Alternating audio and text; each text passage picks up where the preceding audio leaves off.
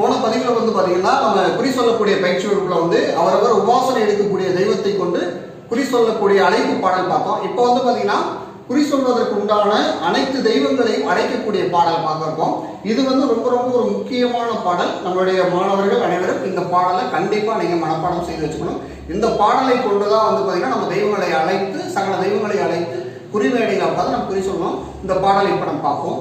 இதில் வந்து பார்த்தீங்கன்னா ஃபர்ஸ்ட் வந்து அரகர அரகர அரகர சாமி அரகர அரகர அரகர சாமி அழைத்தேன் இந்நேரம் அடியனும் சாமி அருளாடி வரவேண்டும் அரகர சாமி கணபதி காளி கந்தனை குட்டி ஈசனும் அருகவே இருகாலை குட்டி காரிய வித்தகி கலைவகள் கூட்டி பிரம்மனும் வருகவே அன்னமும் கூட்டி திரவிய வித்தகி திருமகள் கூட்டி அரியும் வருகவே ஆதிசன் கூட்டி முத்தாயி மேச்சி இசக்கியை கூட்டி முனியனும் வருகவே முன்தேர் கூட்டி காத்தாயி விடாரி நீலியை கூட்டி கருப்பனும் வருகவே வெண்பரி கூட்டி செல்வி பகவதி ஆண்டிச்சி கூட்டி சன்னாசி வருகவே சப்பரம் கூட்டி சக்கம்மா தொட்டிச்சி சாமுண்டி கூட்டி மாடனும் வருகவே மரகதம் கூட்டி அங்காணி நாச்சி பூதகை கூட்டி பாண்டிமுடி வருகவே பன்றியை கூட்டி அருட்காணி நங்கால் அண்ணன்மார் கூட்டி சாம்புகன் வருகவே சரமாடு கூட்டி